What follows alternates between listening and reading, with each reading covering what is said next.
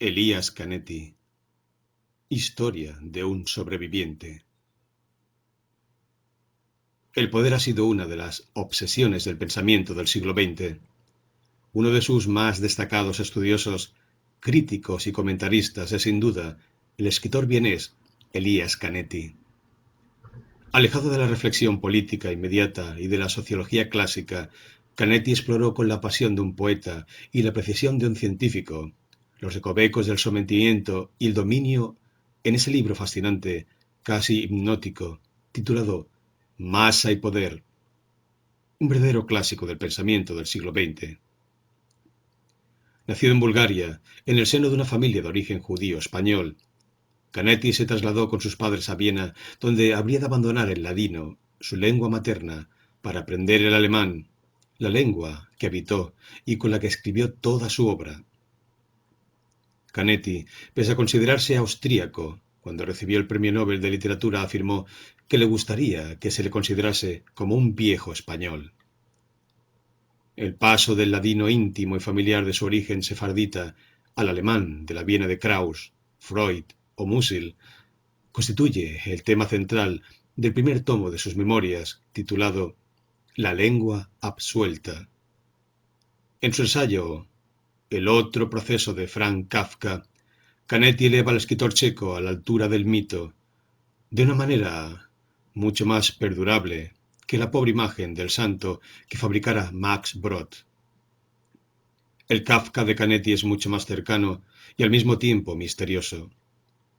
Al reconstruir la relación entre Kafka y Felice Bauer, las dudas del escritor con respecto al compromiso matrimonial, Canetti nos ofrece el retrato heroico del escritor que, frente a las presiones familiares y sentimentales, frente a lo provechoso de un trabajo y la supuesta felicidad de un matrimonio, frente a esta vida útil y feliz, antepone el compromiso existencial y vital con las palabras, con la escritura, con el rigor de una obra que se cierra sobre sí misma. Canetti fue uno de los grandes viajeros de nuestro tiempo. Habitante de las inmediaciones del siglo XX, fue testigo de las atrocidades del nazismo, de la conversión del ser humano en cifra para el exterminio, de la sensación del fin del mundo que tuvieron los sobrevivientes de Hiroshima. El silencio ensordecedor de las multitudes sometidas al Führer, al líder máximo, tienen su correlato en el espléndido análisis de la locura de Schreber. Como es sabido, Schreber era un hombre que imaginó que era el último ser viviente sobre la Tierra. Su problema era que creía profundamente en esto. Estaba loco. El propio Sigmund Freud, después de sostener una serie de sesiones con él, lo declaró como imposible de analizar. Schreber, sin embargo, escribió el libro donde relata todas sus visiones. Según Canetti, Schreber establece un retrato sombrío de la naturaleza del líder. El líder es el último sobreviviente, se sitúa por encima de una multitud amorfa que se somete a sus designios. Al estar por encima, contempla a una multitud de seres sin identidad, recostados como cadáveres sobre el horizonte. Hitler, Pinochet, Stalin, Mao son imágenes ambiguas del sobreviviente, al mismo tiempo héroe y pesadilla del siglo XX.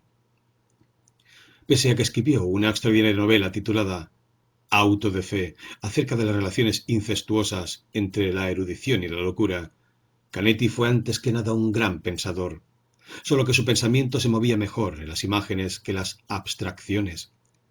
Y una de sus imágenes constantes es la del sobreviviente, ya sea del holocausto, de la bomba atómica o de los seres más cercanos.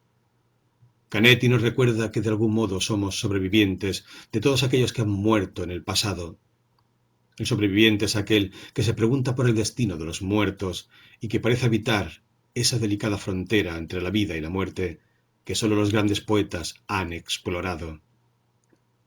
De ahí proviene la lectura y estudio de uno de los textos más antiguos que se conocen, los poemas de Gilgamesh, texto sumerio de unos 7000 años de antigüedad que antecede con mucho cualquier otro testimonio escrito por la especie humana. Los poemas de Gilgamesh cuentan la historia del primer héroe sumerio que decide descender al mundo de los muertos para buscar a su amigo Enkidu. Bajo esta rama simple, el Gilgamesh es ante todo un grito cósmico de protesta primigenia. ¿Por qué existe la muerte? Y esconde un alegato en contra de los dioses que no mueren. Gilgamesh pretende que las leyes cambien y que el hombre pueda ser inmortal, pero nadie lo escucha.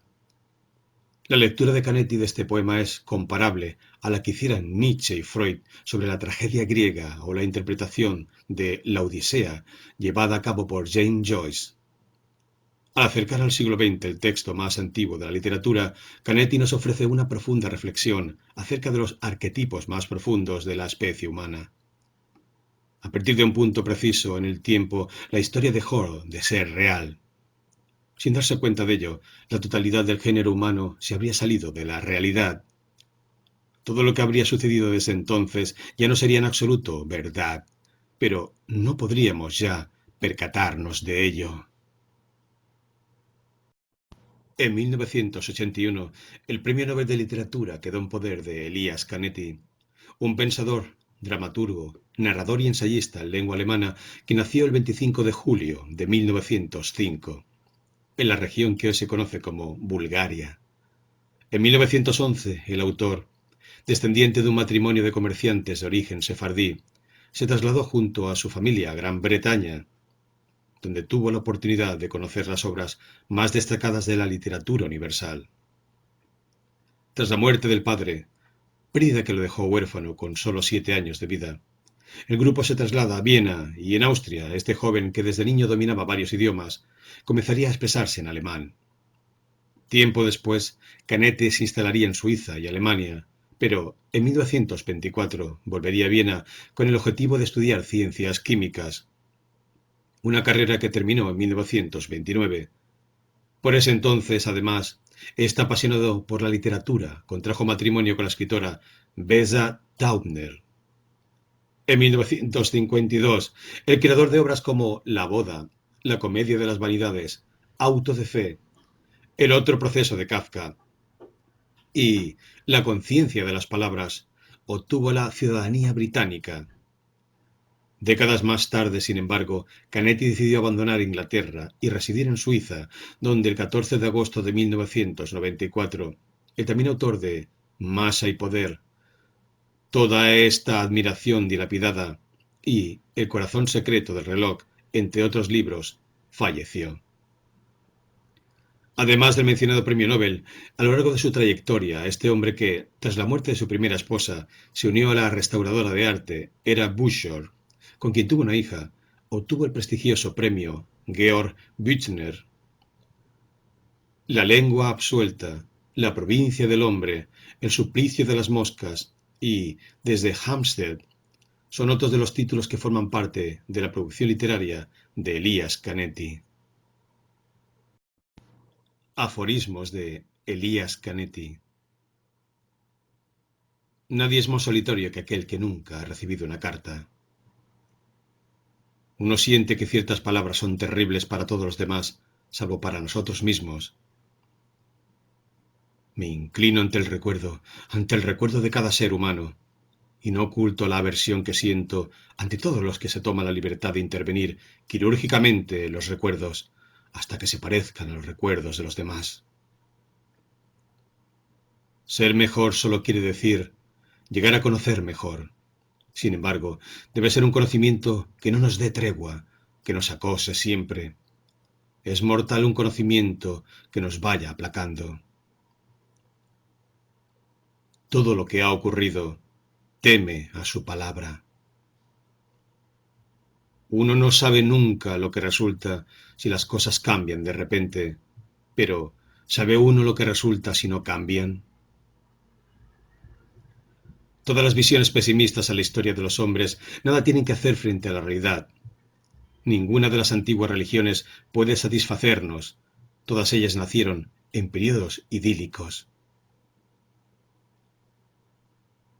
Y si algún día se llegara a comprobar que nosotros, los eternos penitentes del futuro, hemos vivido en el mejor de los tiempos posibles. Por ninguna parte veo un Dios de la vida. Veo solo ciegos que adornan sus crímenes con Dios. Nadie conoce toda la amargura de lo que aguarda en el futuro, y si de pronto apareciera como en un sueño, la negaríamos apartando los ojos de ella. A esto le llamamos esperanza. No existe ningún dolor imposible.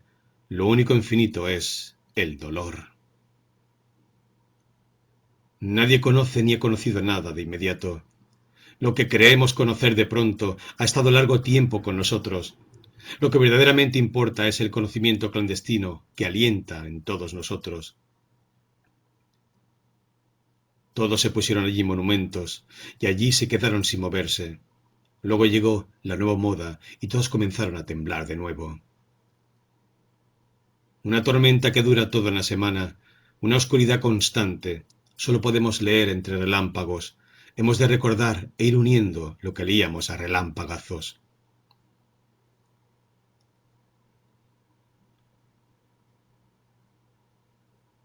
El que respira dice, tengo todavía todo por respirar. El infeliz dice, tengo todavía lugar para las desdichas de los otros. El que ha muerto nos dice, no conozco nada todavía, no puedo estar muerto. Todo el arte consiste en no engañarse a sí mismo, mínimas islas de rocas en todo un mar de autoengaños. Lo que más puede lograr un hombre es aferrarse a ellas y no ahogarse. El hombre, el único animal que recuerda lo que ha asesinado. Nubes en lugar de ideas se forman sobre las cabezas de los pensadores. El viento se las lleva y se derraman sobre zonas áridas de ideas. Son mis ilusiones infantiles las que todavía me hacen decir si percibo una fisura en la coraza de un hombre. No todo está perdido. Hace falta poco para hacer palpitar a ese corazón detenido.